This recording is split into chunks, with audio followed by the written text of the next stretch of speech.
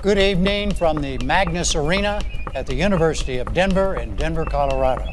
I'm Jim Lara of the PBS NewsHour, and I welcome you to the first of the 2012 presidential debates between President Barack Obama, the Democratic nominee, and former Massachusetts Governor Mitt Romney, the Republican nominee.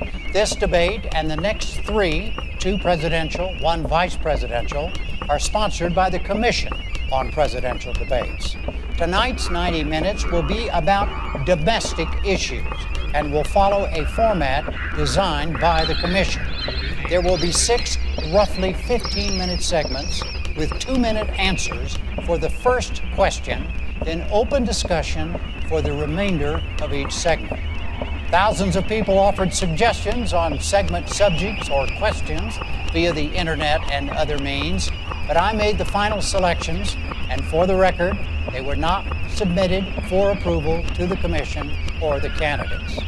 The segments, as I announced in advance, will be 3 on the economy and 1 each on health care, the role of government, and governing, with an emphasis throughout on differences, specifics, and choices.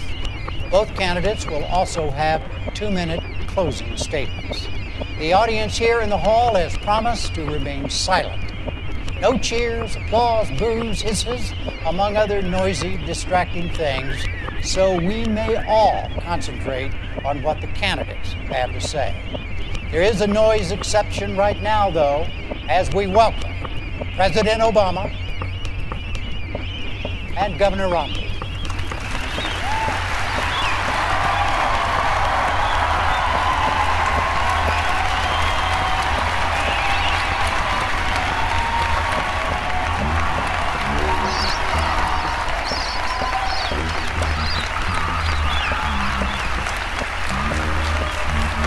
Jim.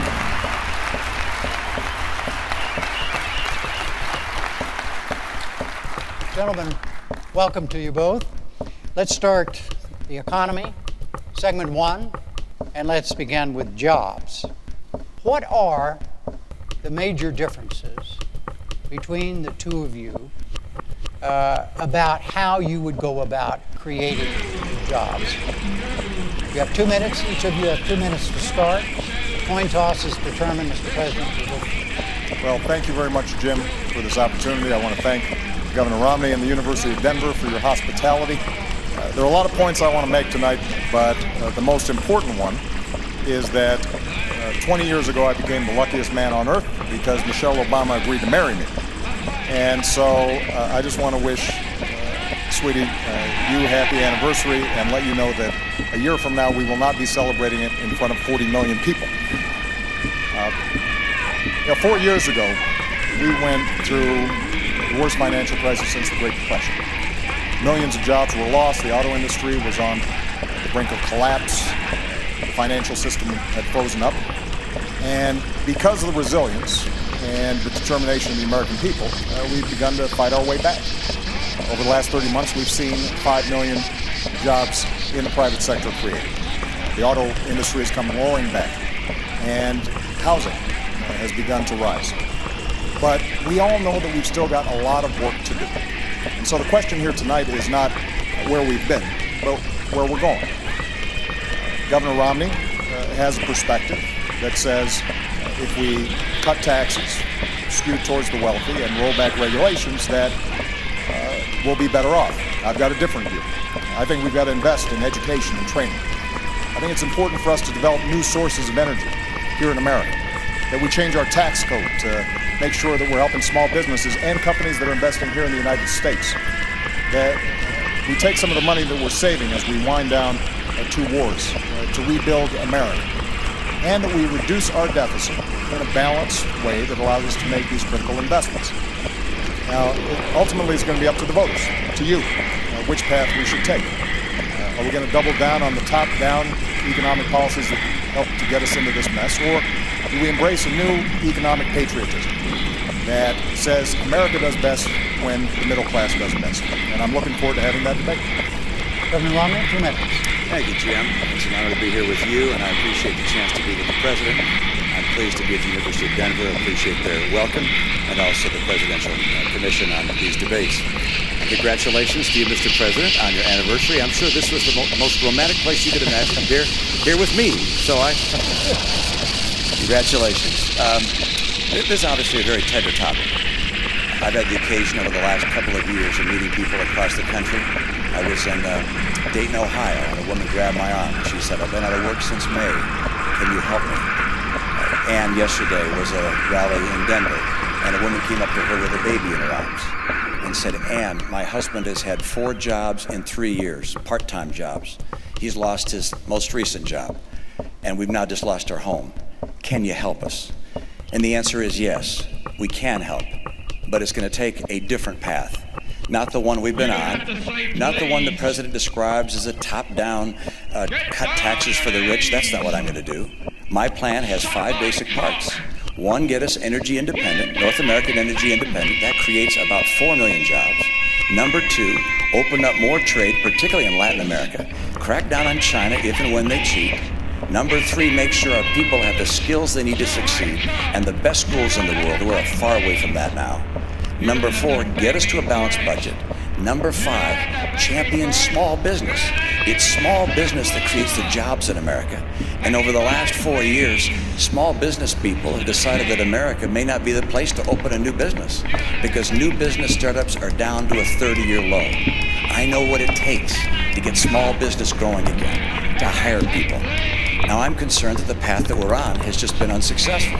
The president has a view very similar to the view he had when he ran 4 years ago, that a bigger government, spending more, taxing more, regulating more, if you will, trickle-down government would work. That's not the right answer for America. I'll restore the vitality that gets America working again. Thank you. Mr. President, please respond directly to what the governor just said about trickle-down, his trickle-down approach, as he said years ago. Well, let me talk specifically about what I think we need to do. First, we've got to improve our education system. And we've made enormous progress drawing on ideas both from Democrats and Republicans that are already starting to show gains in some of the toughest to deal with schools.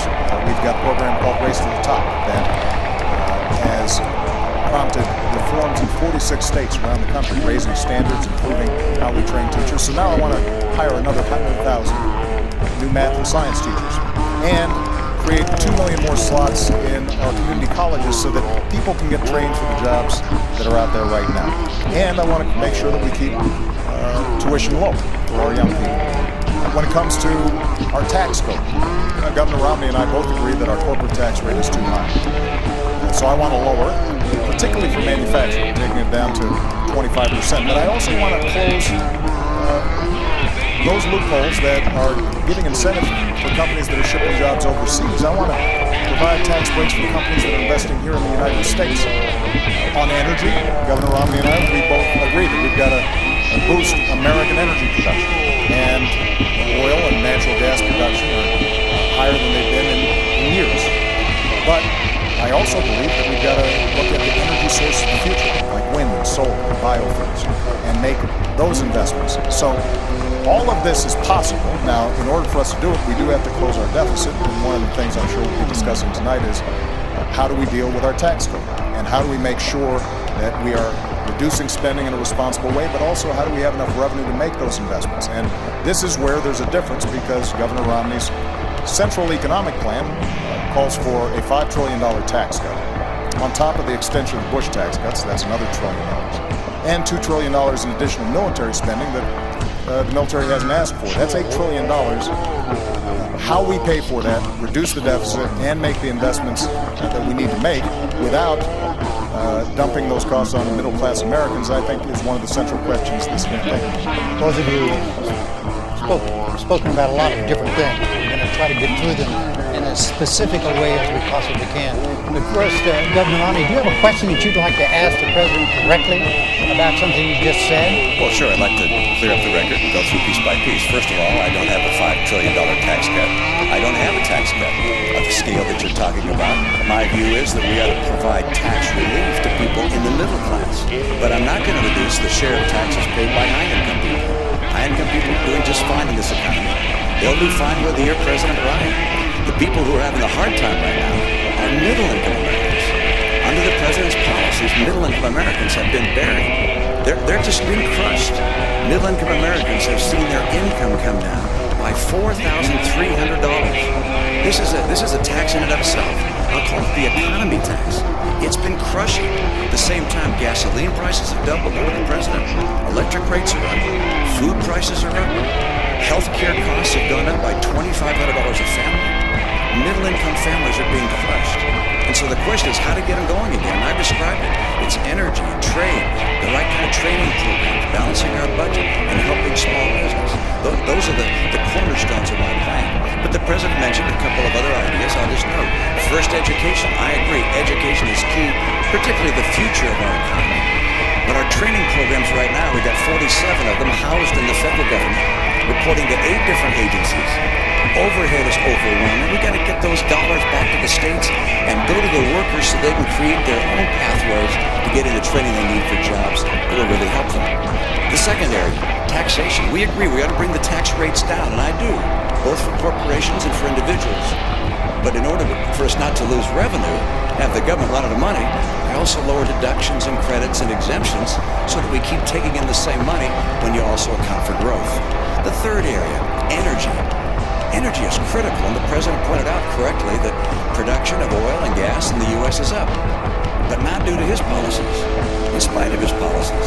Mr. President, all of the increase in natural gas and oil has happened on private land, not on government land.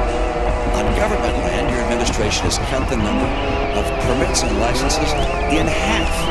If I'm president, I'll double them. And also get the oil from offshore in Alaska. And I'll bring that pipeline in from Canada. And by the way, I like coal. I'm going to make sure we can continue to burn clean coal. People in the coal industry feel like it's getting crushed by your policies. I want to get America and North America energy independent so we can create those jobs. And finally, with regards to that tax cut, look, I'm not looking to cut massive taxes and to reduce the revenues going to the government. My number one principle is there'll be no tax cut that adds to the deficit. I want to underline that. No tax cut that adds to the deficit. But I do want to reduce the burden being paid by middle-income Americans. And to do that, that also means I cannot reduce the burden paid by high-income Americans. So any language to the contrary is simply not accurate. Well, I think let's talk about taxes because I think it's instructive. Now, 4 years ago when I stood on this stage, I said that I would cut taxes for middle-class families. And that's exactly what I did. We cut taxes for middle-class families by about $3,600. And the reason is because I believe that we do best when the middle class is doing well. And by giving them those tax cuts, they have a little more money in their pocket. So maybe they can buy a new car. They are certainly in a better position to weather the extraordinary recession that we went through. They can buy a computer for their kid who's going off to college, which means they're spending more money, businesses have more customers, businesses make more profits, and then hire more workers. Now, Governor Romney's proposal that he's been promoting for 18 months calls for a $5 trillion tax cut on top of $2 trillion of additional spending for our military. And he is saying that he is going to pay for it by closing loopholes and deductions. The problem is that he's been asked over 100 times how you would close those deductions and loopholes, and he hasn't been able to identify them. But I'm going to make an important point here, Jim. When you add up all the loopholes and deductions that upper income individuals are currently taking advantage of, you take those all away, you don't come close to paying for $5 trillion in tax cuts and $2 trillion in additional military spending. And that's why independent studies looking at this said the only way to meet Governor Romney's pledge of not reducing the deficit or not adding to the deficit is by burdening middle-class families. The average middle-class family with children would pay about $2,000 more. Now that's not my analysis, that's the analysis of economists who have looked at this. And that kind of top-down economics where folks at the top are doing well, so the average person making $3 million is getting a $250,000 tax break, while middle-class families are burdened further, that's not what I believe is a recipe for economic growth. What is the difference? Let's just stay on taxes. But I get right. Yeah, let's just stay on taxes for a moment. Well, but What is the virtually everything he just said about my tax plan is inaccurate. So if the tax plan he described were a tax plan I was asked to support, I'd say absolutely not. I'm not looking for a $5 trillion tax cut. What I've said is I won't put in place a tax cut that adds to the deficit. That's part one. So there's no economist can say Mitt Romney's tax plan adds $5 trillion if I say I will not add to the deficit with my tax plan. Number two, I will not reduce the share paid by high-income individuals.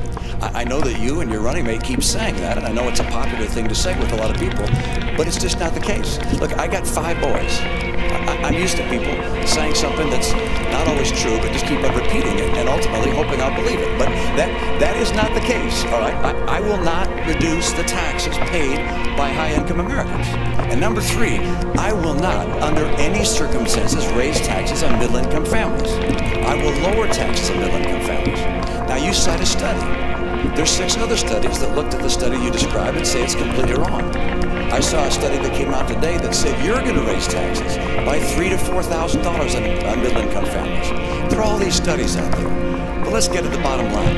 That is, I want to bring down rates. I want to bring the rates down, at the same time lower deductions, exemptions, and credits, and so forth, so we keep getting the revenue we need. And you think, well, then why lower the rates? And the reason is because small business pays that individual rate.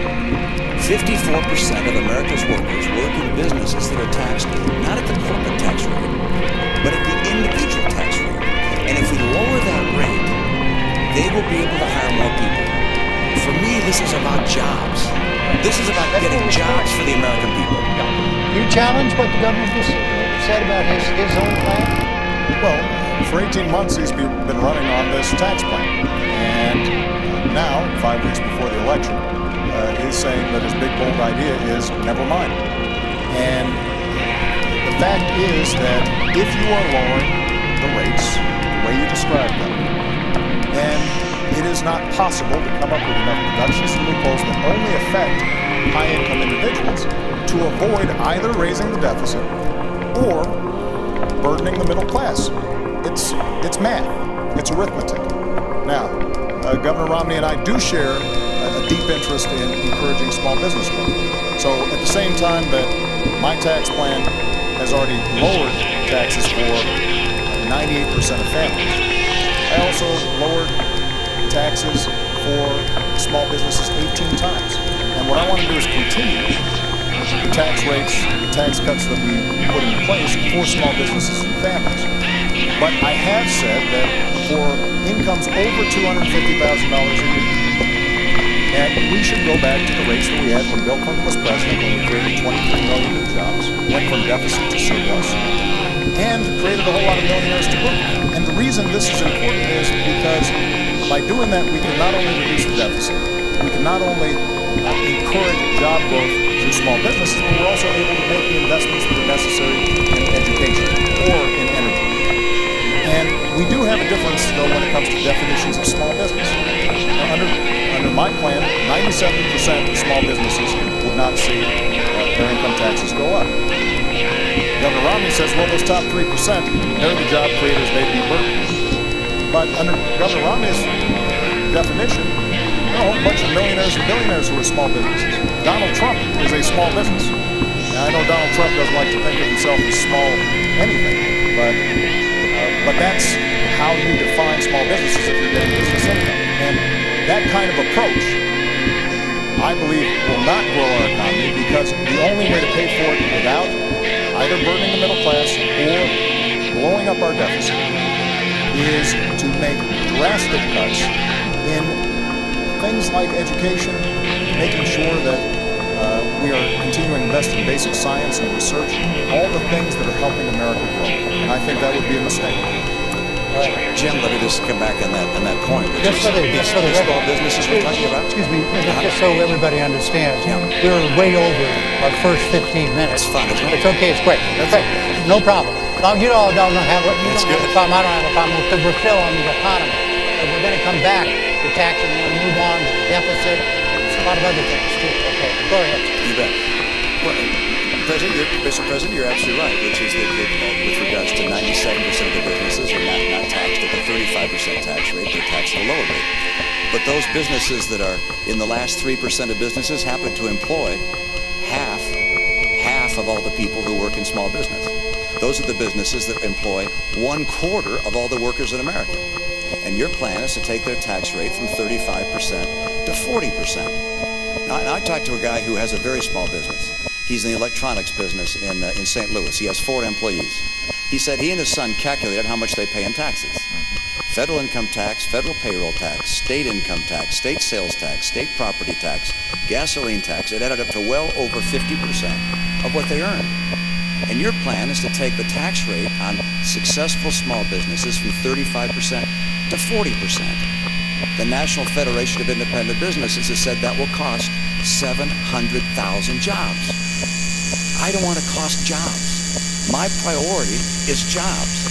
And so what I do is I bring down the tax rates, lower deductions and exemptions. The same idea behind Bowles Simpson, by the way. Get the rates down, lower deductions and exemptions to create more jobs, because there's nothing better for getting us to a balanced budget than having more people working, earning more money, paying more taxes. That's by far the most effective and efficient way to get this budget balanced. Jim, you may want to move on to another topic, but I would just say this to the American people. If you believe that we can cut taxes by $5 trillion and add $2 trillion in additional spending that the military is not asking for, $7 trillion, just to give you a sense, over 10 years, that's more than our entire defense budget. And you think that by closing loopholes and deductions for the well-to-do, somehow you will not end up picking up the tab, then Governor Romney's plan may work for you. But I think math, common sense, and our history shows us that's not a recipe for job growth. Look, we've tried this. We've tried both approaches. The approach that Governor Romney is talking about is the same sales pitch that was made in 2001 and 2003. And we ended up with the slowest job growth in 50 years. We ended up moving from surplus to deficits, and it all culminated in the worst financial crisis since the Great Depression. And Bill Clinton tried the approach that I'm talking about. We created 23 million new jobs. We went from deficit to surplus, and businesses did very well. So in some ways, we've got some data on which approach is more likely to create jobs and opportunity for Americans. And I believe that the economy works best when middle-class families are getting tax breaks so that they've got some money in their pockets. And those of us who have done extraordinarily well because of this magnificent country that we live in, that we can afford to do a little bit more to make sure we're not blowing up the deficit. Jim, the president began this segment, so I think I get the last word. So I'm You're going to get the first word in the next segment. Well, but he gets the first word of that segment. I get the last word of that segment. I hope. Let me just make this comment. First of all, let me repeat what I said. I'm not in favor of a $5 trillion tax cut. That's not my plan. My plan is not to put in place any tax cut that will add to the deficit. That's point one. So you may keep referring to it as a $5 trillion tax cut, but that's not my plan. Number two, let's look at history. My plan is not like anything that's been tried before. My plan is to bring down rates, but also bring down deductions and exemptions and credits at the same time, so the revenue stays in, but that we bring down rates to get more people working. My priority is putting people back to work in America. They're suffering in this country. And we talk about evidence. Look at the evidence of the last 4 years. It's absolutely extraordinary. We've got 23 million people out of work or stop looking for work in this country. Right. We got, when the president took office, 32 million people on food stamps, 47 million on food stamps today. Economic growth this year, slower than last year, and last year slower than the year before. Going forward with the status quo is not going to cut it for the American people who are struggling today. All right, let's talk. We're still on the economy. This is theoretically now a second segment still on the economy, and specifically on what to do about the federal deficit, the federal debt. And the question, you each have 2 minutes on this, and Governor Romney, you go first because the President went first on segment one. And the question is this: what are the differences between the two of you as to how you go about tackling the deficit problem in this country. Well, good. I'm glad you raised that, and it's a critical issue. I think it's not just an economic issue. I think it's a moral issue. I think it's frankly not moral for my generation to keep spending massively more than we take in, knowing those burdens are going to be passed on to the next generation. And they're going to be paying the interest and the principal all their lives. And the amount of debt we're adding at $1 trillion a year is simply not moral. So how do we deal with it? Well, mathematically, there are three ways that you can cut a deficit. One, of course, is to raise taxes. Number two is to cut spending. And number three is to grow the economy. Because if more people work in a growing economy, they're paying taxes and you can get the job done that way. The president would prefer raising taxes. I understand. The problem with raising taxes is that it slows down the rate of growth. And you can never quite get the job done. I want to lower spending and encourage economic growth at the same time. What things would I cut from spending? Well, first of all, I will eliminate all programs by this test if they don't pass it. Is the program so critical it's worth borrowing money from China to pay for it? And if not, I'll get rid of it. Obamacare is on my list. I apologize, Mr. President. I use that term with all respect. I like it. Good. Okay, good. So I'll get rid of that. I'm sorry, Jim. I'm going to stop the subsidy to PBS. I'm going to stop other things. I like PBS. I love Big Bird. I actually like you too. But I'm not going to keep on spending money on things to borrow money from China to pay for. So that's number one. Number two, I'll take programs that are currently good programs, but I think could be run more efficiently at the state level and send them to the state. Number three, I'll make government more efficient. I'm going to cut back the number of employees, combine some agencies and departments. My cutbacks will be done through attrition, by the way. This is the approach we have to take to get America to a balanced budget. The president said he'd cut the deficit in half. Unfortunately, he doubled it. $1 trillion deficits for the last 4 years. The president's put in place as much public debt, almost as much debt held by the public as all prior presidents combined. President, 2 minutes. When I walked into the Oval Office, I had more than $1 trillion deficit waiting for me. And we know where it came from. 2 wars that were paid for on a credit card, 2 tax cuts that were not paid for, and a whole bunch of programs that were not paid for, and then a massive economic crisis. And despite that, what we've said is, yes, we had to take some initial emergency measures to make sure we didn't slip into a Great Depression. But what we've also said is, let's make sure that we are cutting out those things that are not helping us grow.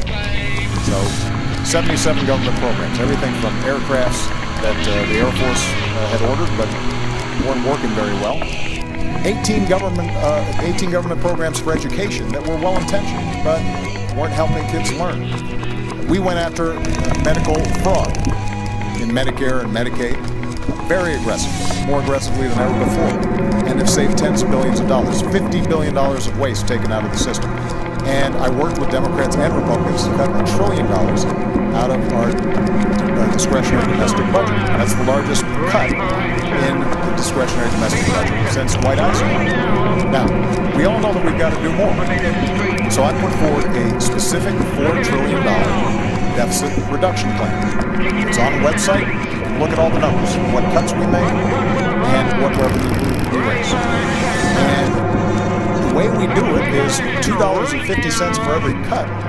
We ask for $1 of additional revenue, paid for, as I indicated earlier, by asking those of us who've done very well in this country to contribute a little bit more to reduce the deficit. Governor Romney earlier mentioned the Bowles-Simpson Commission.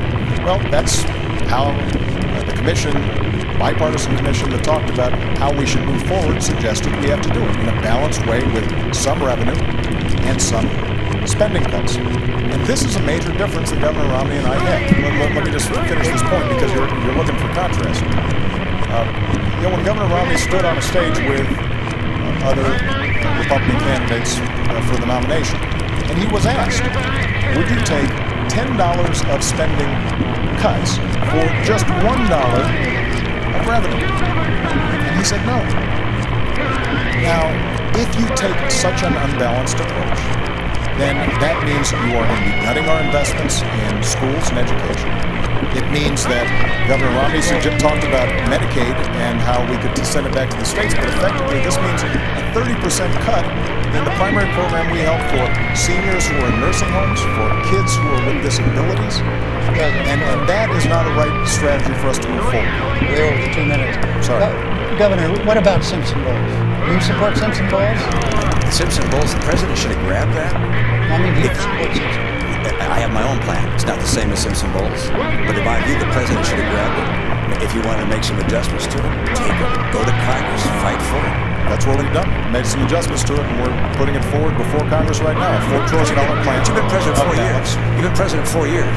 You said you cut the deficit in half. It's now 4 years later. We still have $1 trillion deficits. The CBO says we'll have $1 trillion deficit each of the next 4 years. If you're reelected, we'll get to $1 trillion debt. You have said before you cut the deficit in half. I love this idea of $4 trillion in cuts. You found $4 trillion in ways to reduce it to get closer to a balanced budget, except we still show $1 trillion deficits every year. That doesn't get the job done. Let me come back and say, why is it that I don't want to raise taxes? Why do I want to raise taxes on people? And actually, you said back in 2010, you said, look, I'm going to extend the tax policies that we have now. I'm not going to raise taxes in any way. Because when the economy's growing slow like this, when we're in recession, you shouldn't raise taxes on anyone. Well, the economy is still going slow. As a matter of fact, it's growing much more slowly now than when you made that statement. And so if you believe the same thing, you just don't want to raise taxes on people. And the reality is, it's not just wealthy people. You mentioned Donald Trump. It's not just Donald Trump you're taxing. It's all those businesses that employ 1/4 of the workers in America. These small businesses that are taxed as individuals. You raise taxes and you kill jobs. That's why the National Federation of Independent Businesses said your plan will kill 700,000 jobs. I don't want to kill jobs in this environment. Make one more point. Let me answer the taxes thing for a moment. Okay. Mr. President. Well, we've had this discussion before. About the idea that in order to reduce the deficit, there has to be revenue in addition to cuts. There has to be revenue in addition to cuts. Now, Governor Romney has ruled out revenue. He's ruled out revenue. Absolutely. Completely. The revenue I get is by more people working, getting higher pay, paying more taxes. That's how we get growth and how we balance the budget. But the idea of taxing people more, putting more people out of work, you'll never get there. You never balance the budget by raising taxes. Spain spends 42% of their total economy on government. We're now spending 42% of our economy on government. I don't want to go down the path to Spain. I want to go down the path of growth that puts Americans to work with more money coming in because they're working. But Mr. President, you're saying in order to get the job done, it's got to be balanced. If we're serious, we've got to take a balanced, responsible approach. And by the way, this is not just when it comes to individual taxes. Let's talk about corporate taxes. Now, I've identified areas where we can right away make a change that I believe would actually help the economy. The oil industry gets $4 billion a year in corporate welfare. Basically, they get deductions that those small businesses that Governor Romney refers to, they don't get. Now, does anybody think that ExxonMobil needs some extra money when they're making money every time you go to the pump? Why wouldn't we want to eliminate that? Why wouldn't we eliminate tax breaks for corporate jets? My attitude is if you got a corporate jet, you probably afford to pay full freight, not get a special break for it. When it comes to corporate taxes, Governor Romney has said he wants to, in a revenue-neutral way, close loopholes, deductions. He hasn't identified which ones they are, but that thereby bring down the corporate rate. Well, I want to do the same thing, but I've actually identified how we can do that. And part of the way to do it is to not give tax breaks to companies that are shipping jobs overseas. Right now, you can actually take a deduction for moving a plant overseas. I think most Americans would say that doesn't make sense, and all that raises revenue. And so if we take a balanced approach, what that then allows us to do is also to help young people, the way we already have during my administration, make sure that they can afford to go to college. It means that the teacher that I met in Las Vegas, a wonderful young lady, who describes to me, she's got 42 kids in her class. The first 2 weeks, she's got some of them sitting on the floor until finally they get reassigned. They're using textbooks that are 10 years old. That is not a recipe for growth. That's not how America was built. And so budgets reflect choices. Ultimately, we're going to have to make some decisions. And if we're asking for no revenue, then that means that we've got to get rid of a whole bunch of stuff. And the magnitude of the tax cuts that you're talking about would end up resulting in severe hardship for people, but more importantly, would not help us grow. As I indicated before, when you talk about shifting Medicaid to states, we're talking about potentially a 30% cut in Medicaid over time. Now, that may not seem like a big deal when it just is paper, numbers on a sheet of paper. But if we're talking about a family who's got an autistic kid and is depending on that Medicaid, that's a big problem. And governors are creative, there's no doubt about it. But they're not creative enough to make up for 30% of revenue on something like Medicaid. What ends up happening is some people end up not getting help. Jim, we've gone on a lot of topics there, and so it's going to take a minute to go from Medicaid to schools to oil to tax breaks and companies going overseas. So let's go through them one by one. First of all, the Department of Energy has said the tax break for oil companies is $2.8 billion a year. And it's actually an accounting treatment, as you know, that's been in place for 100 years. Now, It's time to end it. And in 1 year, you provided $90 billion in breaks to the green energy world. Now, I like green energy as well, but that's about 50 years worth of what oil and gas receives. And you say Exxon and Mobil. Actually, this $2.8 billion goes largely to small companies, to drilling operators and so forth. But if we get that tax rate from 35% down to 25%, why that $2.8 billion is on the table. Of course it's on the table.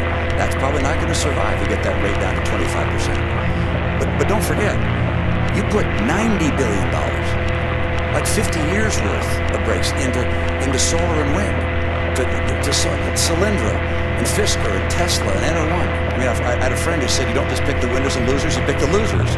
All right. So this is not the kind of policy you want to have. You want to get America energy secure. The second topic, which is you said you get a deduction for taking a plant overseas. Look, I've been in business for 25 years. I have no idea what you're talking about. I maybe need to get a new accountant. But the idea that you get a break for shipping jobs overseas is simply not the case. What we do have right now is a setting where I'd like to bring money from overseas back to this country. And finally, Medicaid to states, I'm not quite sure where that came in except this, which is I would like to take the Medicaid dollars to go to states and say to a state, you're going to get what you got last year plus inflation plus 1%.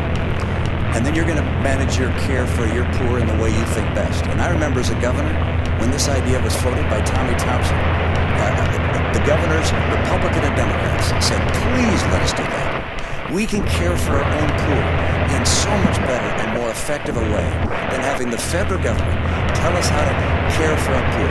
So let's state, one of the magnificent things about this country is the whole idea that states are the laboratories of democracy. Don't have the federal government tell everybody what kind of training programs they have to have and what kind of Medicaid they have to have. Let states do this. And by the way, if the states gets in trouble, well, we can step in and see if we can find a way to help them.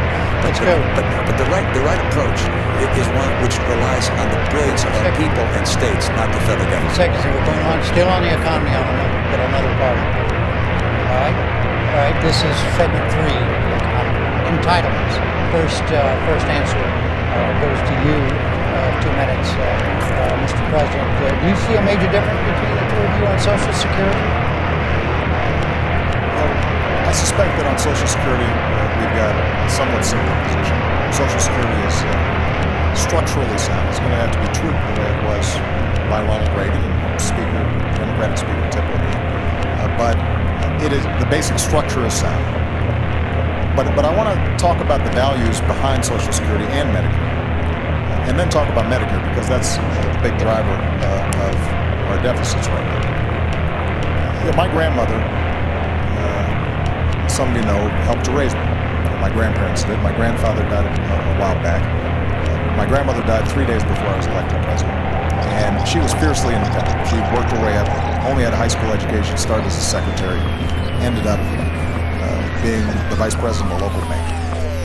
And she ended up living alone by choice. And the reason she could be independent was because of Social Security and Medicare. She had worked all her life, put in this money, and understood that there was a basic guarantee, a floor under which she could not go.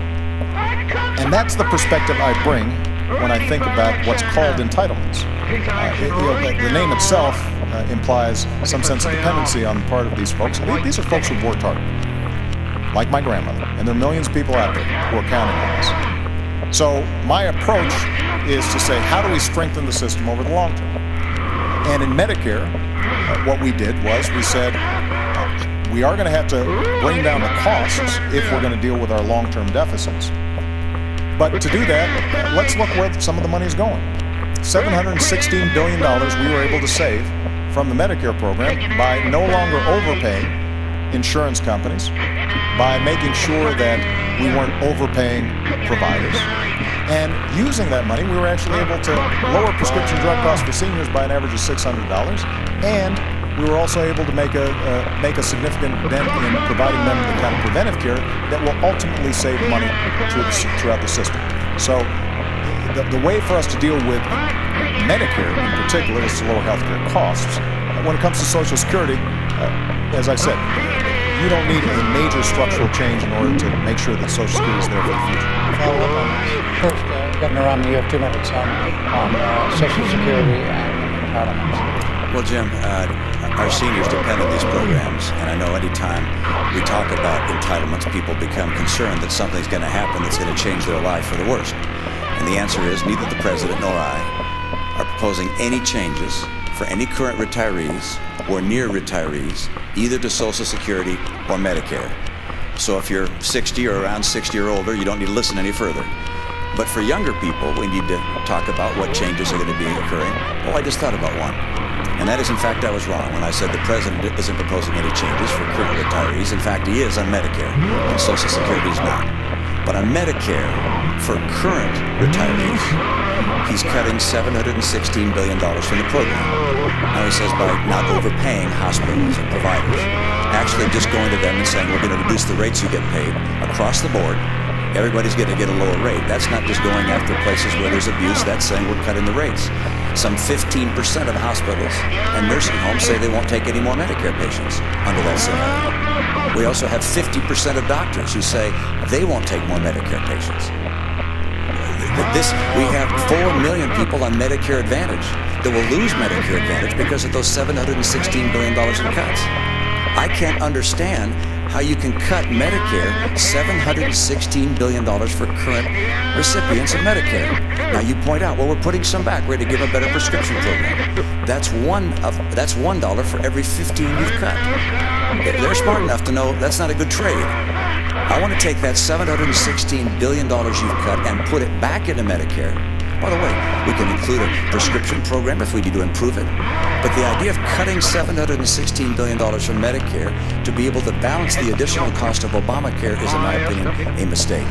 And with regards to young people coming along, I've got proposals to make sure Medicare and Social Security are there for them without any question.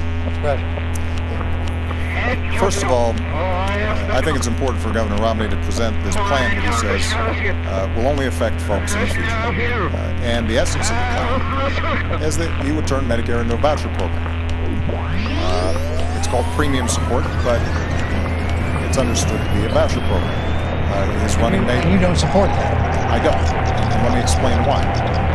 Again, that's for future people, right? Not for current retirees. So if you're 54 or 55, you might want to listen, because this will affect you. The idea, which was originally presented by Congressman Ryan, is that we would give a voucher to seniors, and they could go out in the private marketplace and buy their own health insurance.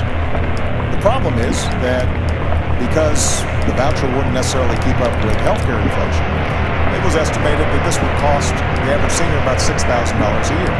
Now, in fairness, what Governor Romney has now said is he'll maintain traditional Medicare alongside it. But there's still a problem, because what happens is those insurance companies are pretty clever at figuring out who are the younger and healthier seniors.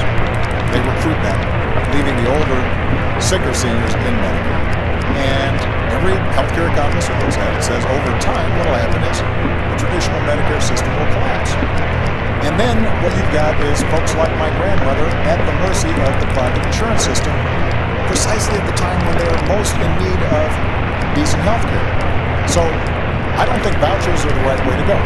And this is not only my opinion. AARP thinks that the savings that we obtained from Medicare bolstered the system, lengthened the Medicare Trust Fund by 8 years. Benefits were not affected at all. And ironically, if you repeal Obamacare, and I have become fond of this term, Obamacare, if you repeal it, what happens is those seniors right away are going to be paying $600 more in prescription care. They're now going to have to be paying copays for basic checkups that can keep them healthier. And the primary beneficiary of that repeal are insurance companies that are estimated to gain billions of dollars back when they aren't making seniors any healthier. And I don't think that's the right approach when it comes to making sure that Medicare is stronger over the long term. We'll talk about specifically about health care in a moment, but do you support the voucher system, Governor? What I support is no change for current retirees and near retirees to Medicare. And the president supports taking $716 billion out of that program. So that's number one. Number two is for people coming along that are young. What I do to make sure that we can keep Medicare in place for them is to allow them either to choose the current Medicare program or a private plan, their choice. They get to choose, and they'll have at least two plans that will be entirely at no cost to them. So they don't have to pay additional money, no additional $6,000. That's not going to happen. They'll have at least two plans. And by the way, if the government can be as efficient as the private sector and offer premiums that are as low as the private sector, people will be happy to get traditional Medicare, or they'll be able to get a private plan. I know my own view is I'd rather have a private plan. I just as soon not have the government telling me what kind of health care I get. I'd rather be able to have an insurance company. If I don't like them, I can get rid of them and find a different insurance company. But people make their own choice. The other thing we have to do to save Medicare, we have to have the benefits high for those that are low income, but for higher income people, we're going to have to lower some of the benefits. We have to make sure this program is there for the long term.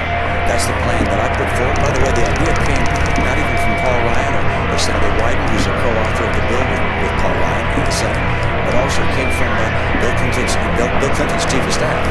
This is an idea that's been around a long time. We're just saying, hey, let's see if we can get competition into the Medicare world so that people can get the choice of different plans at lower cost, better quality. I believe in competition.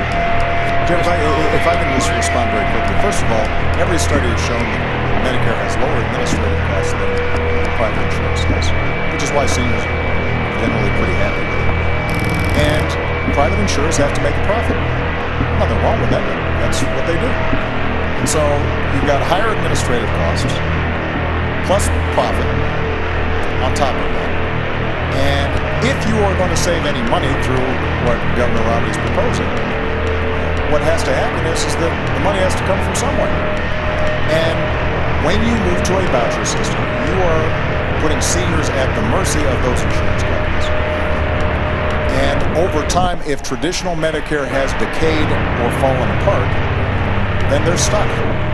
And this is the reason why AARP has said that your plan would weaken Medicare substantially. And that's why they were supportive of the approach that we took. One last point I want to make.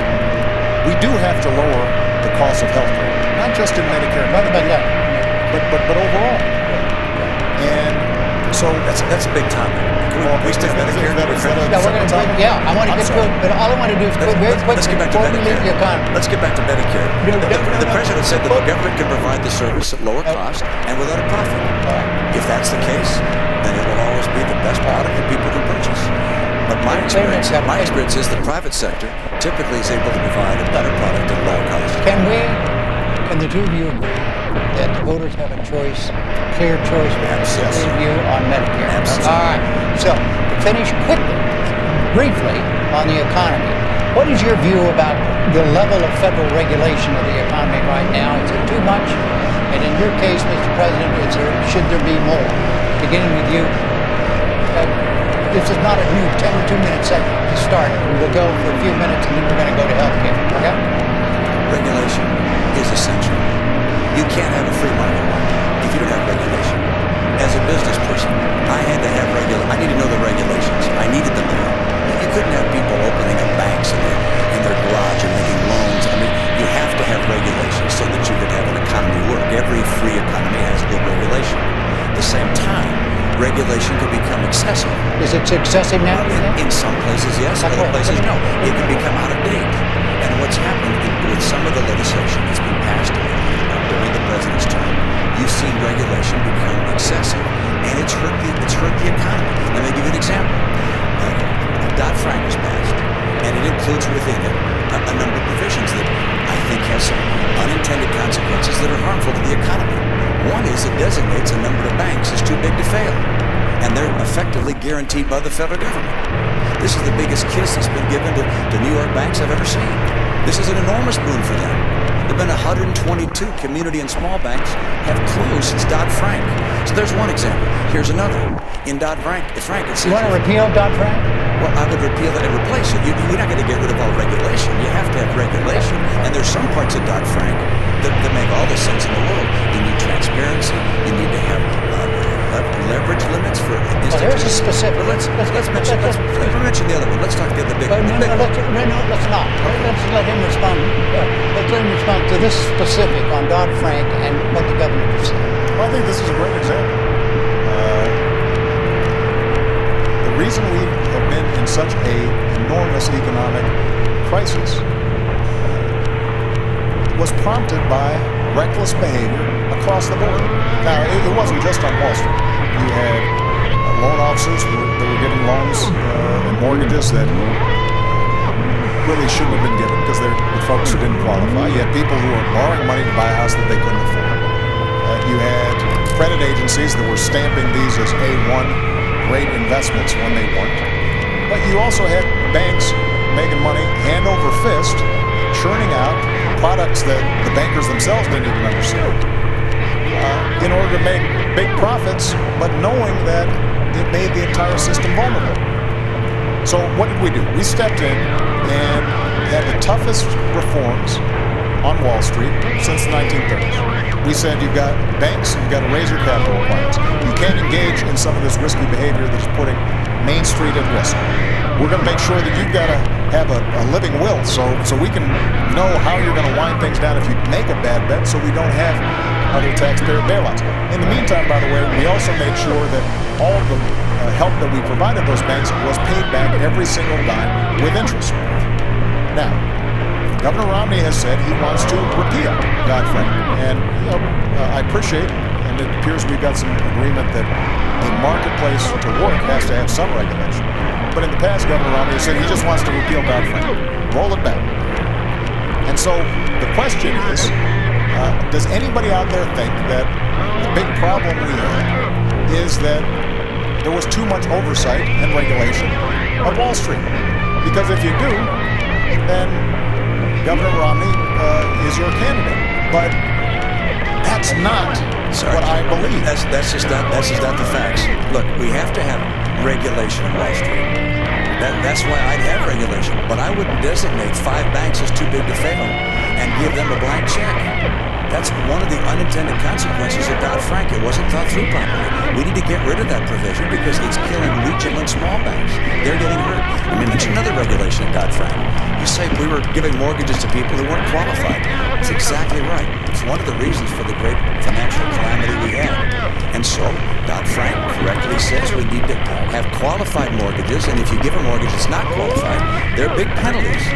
Except they didn't ever go on and define what a qualified mortgage was. Right. It's been 2 years. We don't know what a qualified mortgage is yet. So banks are reluctant to make loans, mortgages. Try and get a mortgage these days. It's hurt the housing market because Dodd-Frank didn't anticipate putting in place the kinds of regulations you have to have. It's not that Dodd-Frank always was wrong with too much regulation. Sometimes they didn't come up with a clear regulation. I will make sure we don't hurt the functioning of our marketplace and our businesses because I want to bring back housing and get good jobs. All right, I think we have another clear difference between the two of you. Now let's move to health care.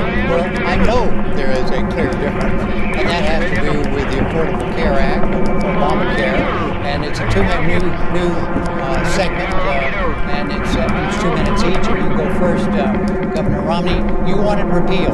You want the Affordable Care Act repeal. Why? I sure do.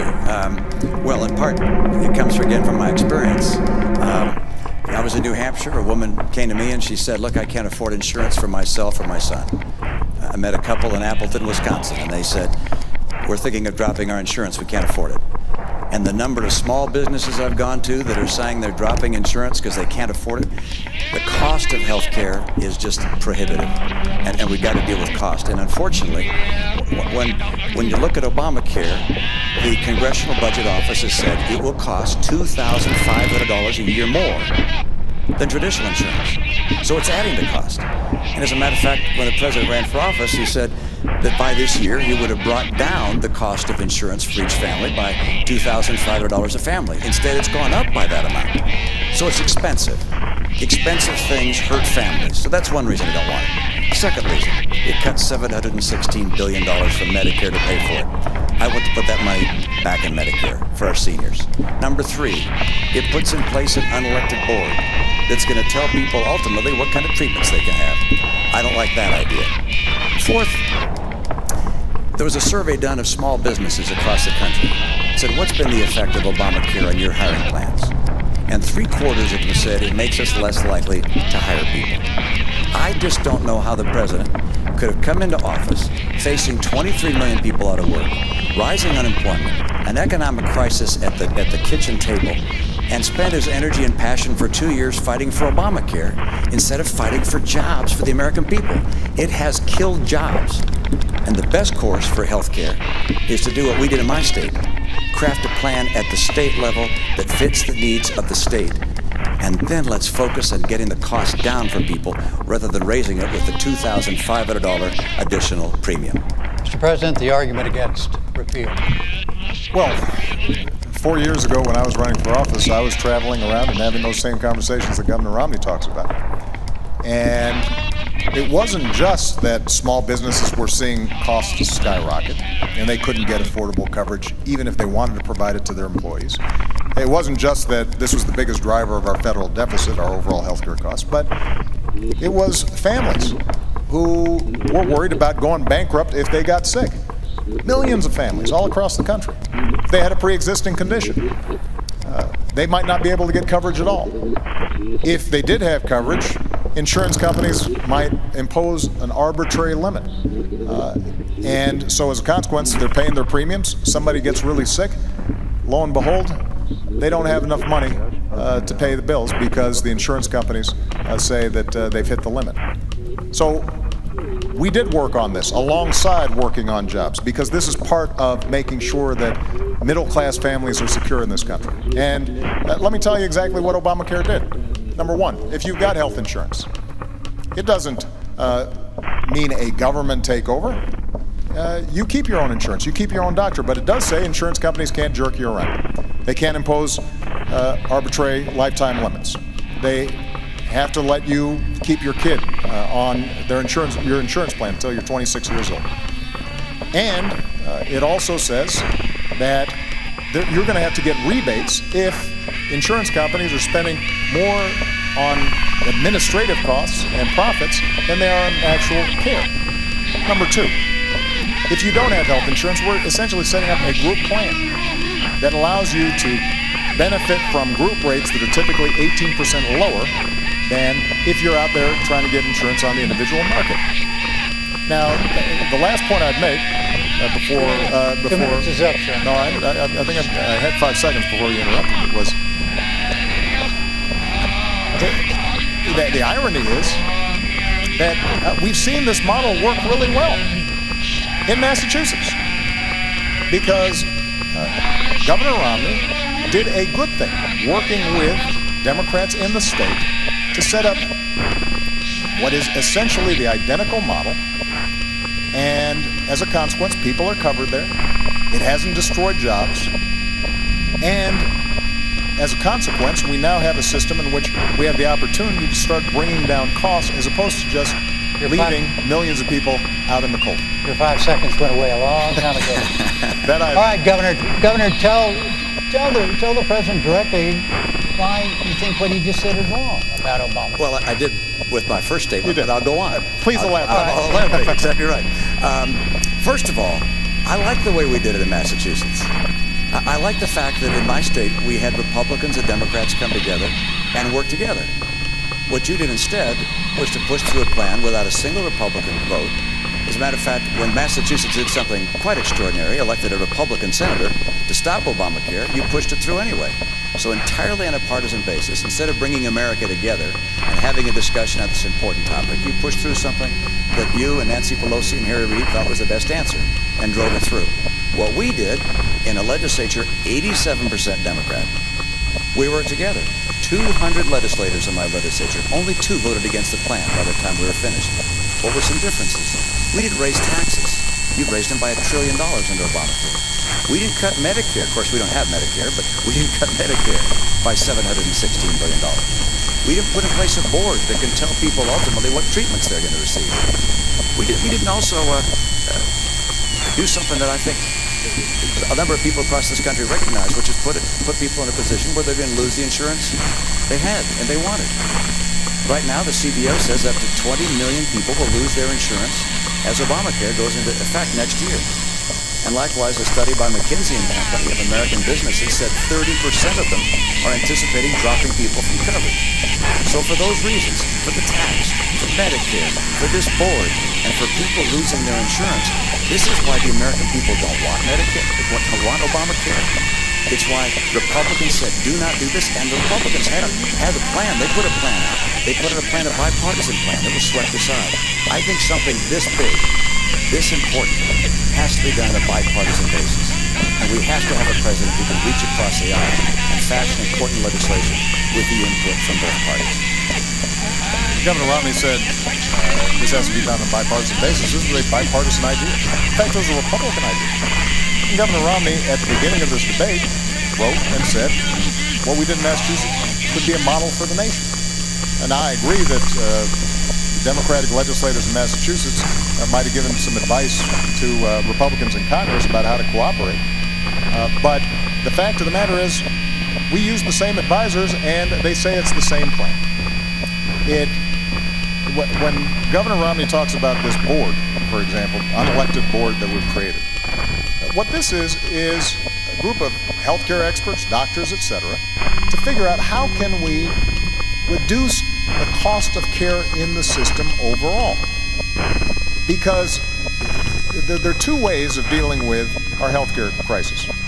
One is to simply leave a whole bunch of people uninsured and let them fend for themselves. To let businesses figure out how long they can continue to pay premiums until finally they just give up and their workers are no longer getting insured. And that's been the trend line. Or alternatively, we can figure out how do we make the cost of care more effective. And there are ways of doing it. So at Cleveland Clinic, one of the best healthcare systems in the world, they actually provide great care cheaper than average. And the reason they do is because they do some smart things. They say, if a patient's coming in, let's get all the doctors together at once, do one test instead of having the patient run around with 10 tests. Let's make sure that we're providing preventive care, so we're catching the onset of something like diabetes. Let's pay providers on the basis of performance as opposed to on the basis of how many procedures they've engaged in.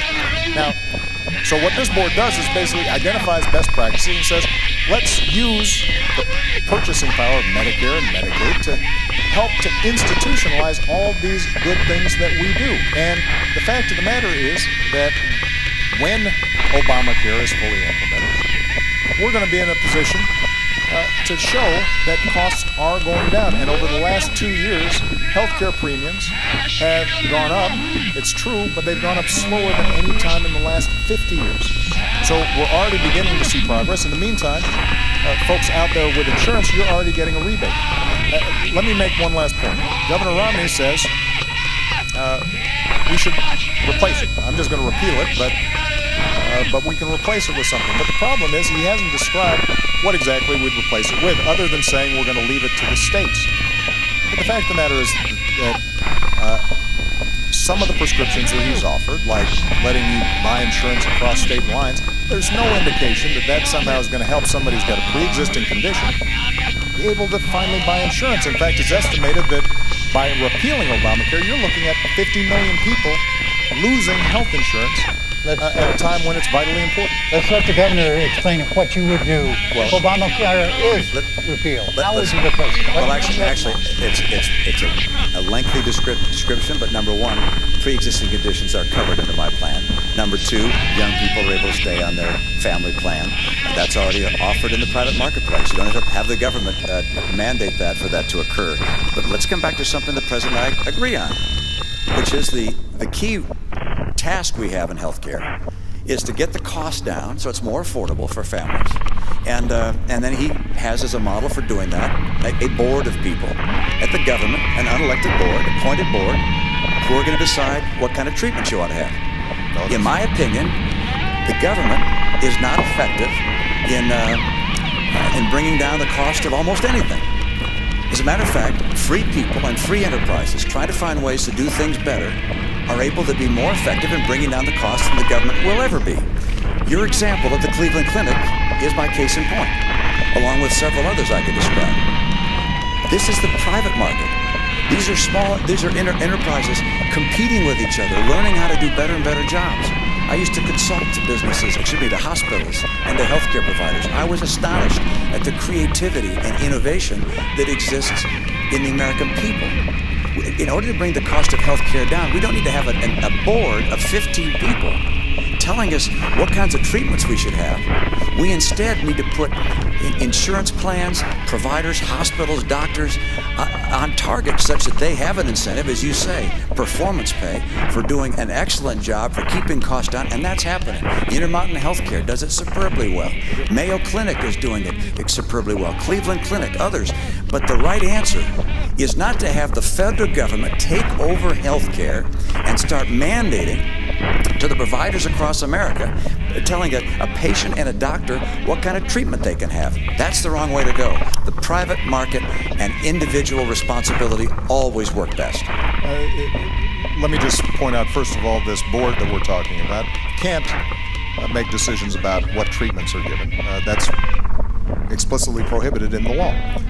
But let's go back to what Governor Romney indicated, that under his plan, he would be able to cover people with pre-existing conditions. Well, actually, Governor, that isn't what your plan does. What your plan does is to duplicate what's already the law, which says if you are out of health insurance for 3 months, then you can end up getting continuous coverage, and an insurance company can't deny you if it's been under 90 days. But that's already the law, and that doesn't help the millions of people out there with pre-existing conditions. There's a reason why Governor Romney set up the plan that he did in Massachusetts. It wasn't a government takeover of healthcare. It was the largest expansion of private insurance. But what it does say is that insurers, you've got to take everybody. Now, that also means that you've got more customers.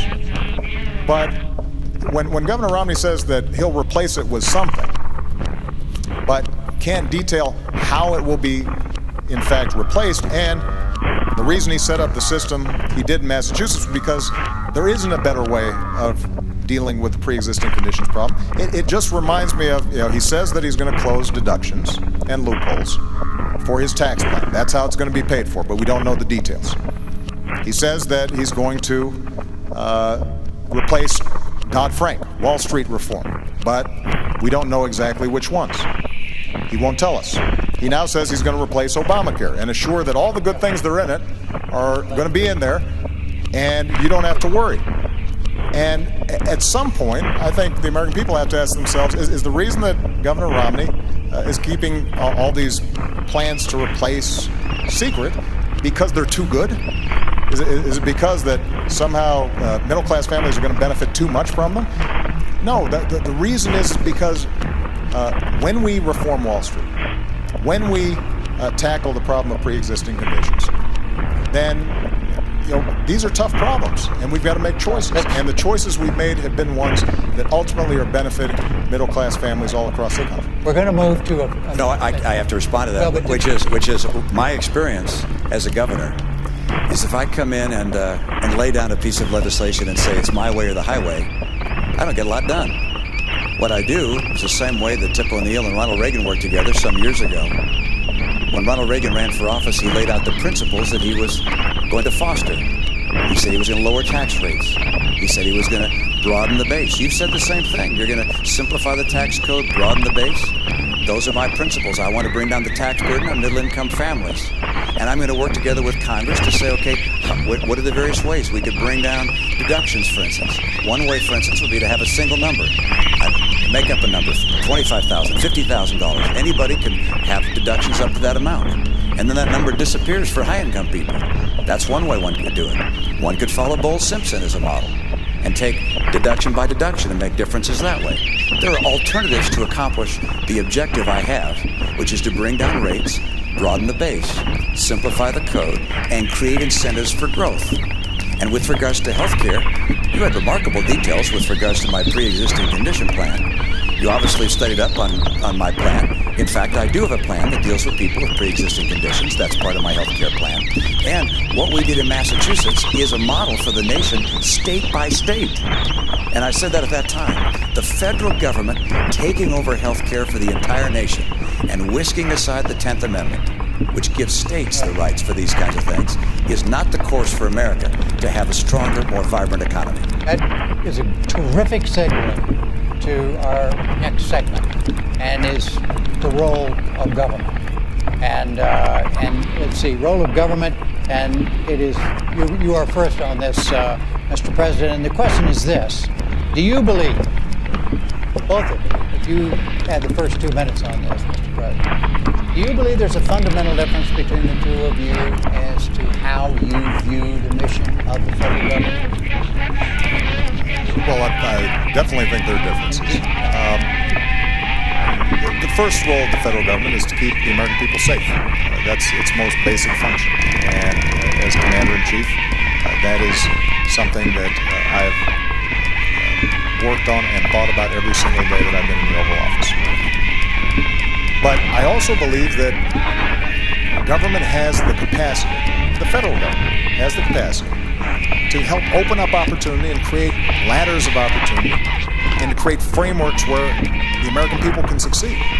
Look, the genius of America is the free enterprise system and freedom, and the fact that people can go out there and start a business, work on an idea, make their own decisions. But as Abraham Lincoln understood, there are also some things we do better together. So in the middle of the Civil War, Abraham Lincoln said, let's help to finance the Transcontinental Railroad. Let's start the National Academy of Sciences.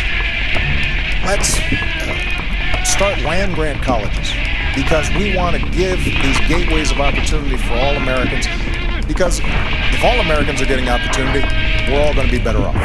That doesn't restrict people's freedom, that enhances it. And so what I've tried to do as president is to apply those same principles.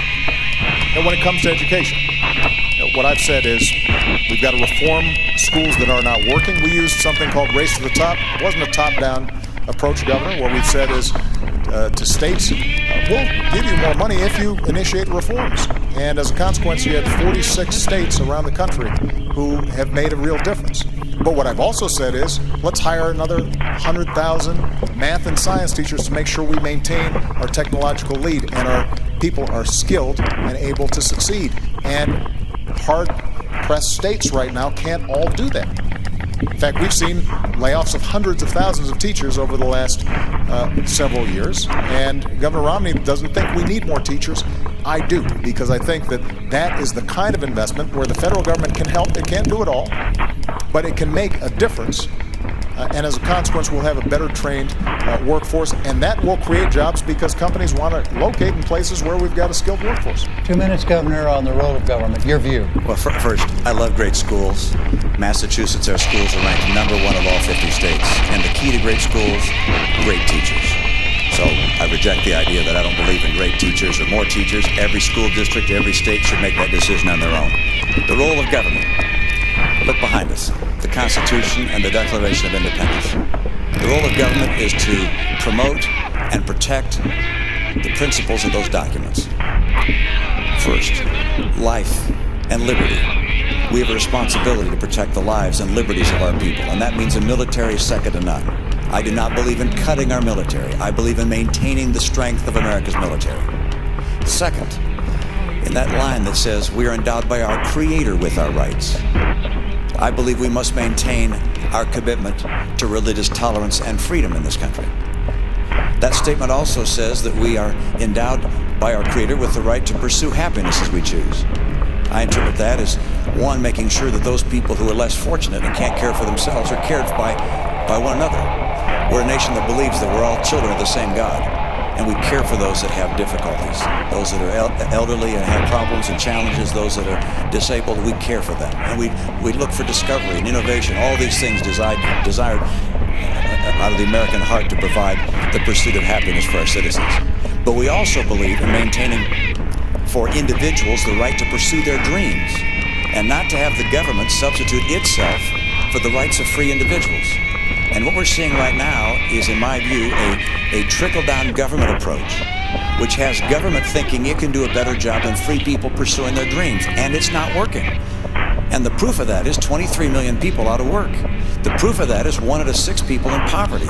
The proof of that is we've gone from 32 million on food stamps to 47 million on food stamps.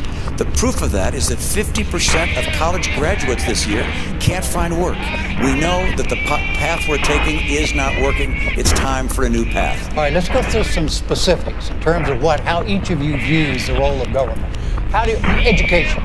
Does the federal government have a responsibility to improve the quality of public education? Well, the primary responsibility for education is of course, at the state and local level. But the federal government also can play a very important role. And I agree with Secretary Arne Duncan. It's some ideas he's put forward on Race to the Top. Not all of them, but some of them I agree with. And congratulate him for pursuing that. The federal government can get local and state schools to do a better job. My own view, by the way, is I've added to that. I happen to believe I want the kids that are getting federal dollars from IDEA or Title I. These are disabled kids or poor kids or lower income kids, rather. I want them to be able to go to the school of their choice. So all federal funds, instead of going to the state or to the school district, I'd have go, if you will, follow the child and let the parent and the child decide where to send their student. How do you see the federal government's responsibility to, as I said, to improve the quality of public education in this country? Well, as I've indicated, I think that it has a significant role to play. Through our Race to the Top program, we've worked with Republican and Democratic governors to initiate major reforms, and they're having an impact right now. Do you think you have a difference with your views and those of Governor Romney about education? This is where budgets matter, because budgets reflect choices. So when Governor Romney indicates that he wants to cut taxes and potentially benefit folks like me and him, and to pay for it, we're having to initiate significant cuts in federal support for education. That makes a difference. You know, his running mate, Congressman Ryan, put forward a budget that reflects many of the principles that Governor Romney's talked about. And it wasn't very detailed. This seems to be a trend, but what it did do is if you extrapolated how much money we're talking about, you look at cutting the education budget by up to 20%. When it comes to community colleges, we are seeing great work done out there all over the country, because we have the opportunity to train people for jobs that exist right now. And one of the things I suspect Governor Romney and I probably agree on is getting businesses to work with community colleges so that they're setting up their training programs. Do you agree, Governor? Let me just finish the point. It's by what I suspect it'll be a small going very well in my state, by the way. Yeah. Where they're partnering so that they're designing training programs, and people who are going through them know that there's a job waiting for them if they complete. Okay. That makes a big difference, but that requires some federal support. Let me just say one final example. When it comes to making college affordable, whether it's 2-year or 4-year, one of the things that I did as president was we were sending $60 billion to banks and lenders as middlemen for the student loan program, even though the loans were guaranteed. So there was no risk for the banks or the lenders. but they were taking billions out of the system. And we said, why not cut out the middleman? And as a consequence, what we've been able to do is to provide millions more students assistance, lower keep low interest rates on student loans. And this is an example of where our priorities make a difference. Governor Romney, I genuinely believe, cares about education. But when he tells a student that you should borrow money from your parents to go to college, that indicates the degree to which there may not be as much of a focus on the fact that folks like myself, folks like Michelle, kids probably who attend University of Denver just don't have that option. And for us to be able to make sure that they've got that opportunity and they can walk through that door, that is vitally important, not just to those kids. It's how we're going to grow this economy over the long term. We're running out of time, gentlemen. So you have a chance. Yes, respond to that. Yes, sir. Mr. President, you're entitled as a president of your own airplane and to your own house, but not to your own facts. All right, I'm not going to cut education funding. I don't have any plan to cut education funding and grants that go to people going to college. I'm planning on continuing to grow, so I'm not planning on making changes there. But you make a very good point, which is that the place you put your money just makes a pretty clear indication of where your heart is. You put $90 billion into green jobs. And I'm all in favor of green energy. $90 billion. That would have hired 2 million teachers. $90 billion. And these businesses, many of them have gone out of business. I think about half of them, of the ones that have been invested in, have gone out of business. A number of them happen to be owned by people who are contributors to your campaigns. Look, the right course for America's government, we're talking about the role of government, is not to become the economic player, picking winners and losers, telling people what kind of health treatment they can receive, taking over the healthcare system that has existed in this country for a long, long time and has produced the best health records in the world. The right answer for government is to say, how do we make the private sector become more efficient and more effective? How do we get schools to be more competitive? Let's grade them. I propose we grade our schools so parents know which schools are succeeding and failing, so they can take their child to a school that's being more successful. I don't want to cut our commitment to education. I want to make it more effective and efficient. And by the way, I've had that experience. I don't just talk about it. I've been there. Massachusetts schools are ranked #1 in the nation. This is not because I didn't have commitment to education. It's because I care about education for all of our kids. All right, gentlemen, look, excuse me 1 second. Excuse me, sir. We barely have 3 minutes left. I'm not going to grade the two of you and say your answers have been too long or I've done a poor job. You've done a great job. Oh, well, no. But the fact is, the role of government and governing, we've lost a pod, in other words. So we only have three minutes left in the debate before we go to your closing statements. And so I want to ask finally here, and remember, we've got 3 minutes total time here. And the question is this. Many of the legislative functions of the federal government right now are in a state of paralysis as a result of partisan agenda. If elected, in your case, re-elected in your case, what would you do about it? Governor? Jim, I had the great experience, it didn't seem like it at the time, of being elected in a state where my legislature was 87% Democrat. And that meant I figured out from day one I had to get along. And I had to work across the aisle to get everything done. We drove our schools to be #1 in the nation. We cut taxes 19 times. What would you do as president? As president, I will sit down on day one. Actually, the day after I get elected, I'll sit down with leaders, with Democratic leaders as well as Republican leaders, and continue, as we did in my state. We met every Monday for a couple hours, talked about the issues and the challenges in our state in that case. We have to work on a collaborative basis, not because we're going to compromise our principles, but because there's common ground. And the challenges America faces, look, the reason I'm in this race is there are people that are really hurting today in this country. And we face this deficit could crush the future generations. What's happening in the Middle East? There are developments around the world that are of real concern. And Republicans and Democrats both love America. But we need to have leadership in Washington that will actually bring people together and get the job done, and could not care less if it's a Republican or a Democrat. I've done it before. I'll do it again. Mr. President. First of all, I think Governor Romney's going to have a busy first day because he's also going to repeal Obamacare, which will not be very popular among Democrats as you're sitting down with him. But look, my philosophy has been, I will take ideas from anybody, Democrat or Republican, as long as they're advancing the cause of making middle-class families stronger and giving ladders of opportunity to the middle class. That's how we cut taxes for middle-class families and small business. That's how we cut $1 trillion of spending that wasn't advancing that cause. That's how we signed 3 trade deals into law that are helping us to double our exports and sell more American products around the world. That's how we repealed Don't Ask, Don't Tell. That's how we ended the war in Iraq, as I promised, and that's how we're going to wind down the war in Afghanistan. That's how we went after Al-Qaeda and bin Laden. So we've seen progress even under Republican control of the House of Representatives. But ultimately, part of being principled, part of being a leader is, A, being able to describe exactly what it is that you intend to do. Not just saying, I'll sit down, but you have to have a plan. Number 2, what's important is occasionally you've got to say no to folks both in your own party and in the other party. And yes, have we had some fights between me and the Republicans when they fought back against us reining in the excesses of Wall Street? Absolutely, because that was a fight that needed to be had. When we were fighting about whether or not we were going to make sure that Americans had more security with their health insurance, and they said no, yes, that was a fight that we needed to have.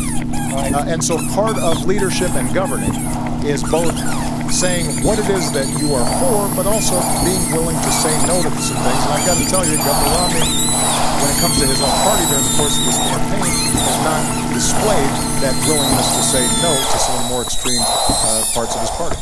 That brings us to closing statements. There's a coin toss. Governor Romney, you won the toss, and you elected to go last, so you have a closing 2 minutes, Mr. President.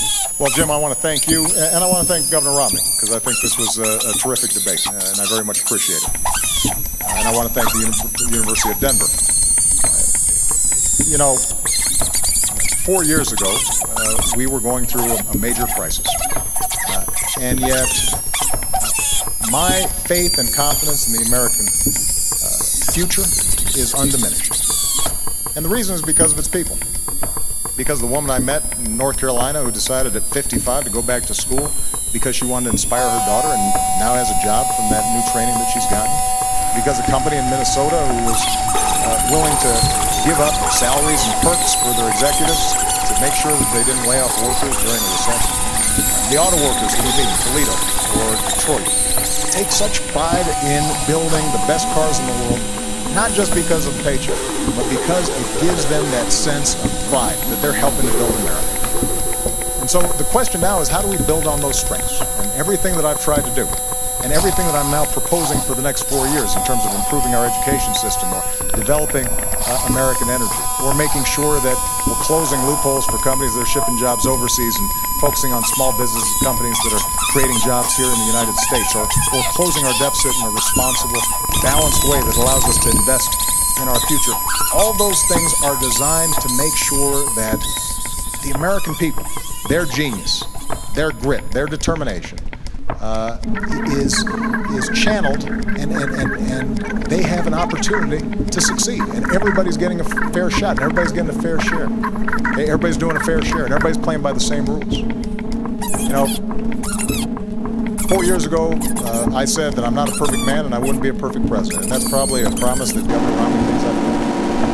But I also promised that I'd fight every single day on behalf of the American people, the middle class, and all those who are striving to get in the middle class. I've kept that promise, and if you'll vote for me, then I promise I'll fight just as hard the second time. Governor Romney, your 2-minute closing. Thank you, Jim, and Mr. President, thank you for tuning in this evening. This is an important election, and I'm concerned about America. I'm concerned about the direction America has been taking over the last 4 years. I know this is bigger than an election about two of us, individuals, parties. It's an election about the person of America, the kind of America you want to have for yourself and for your children. And we really have two very different paths that we begin speaking about.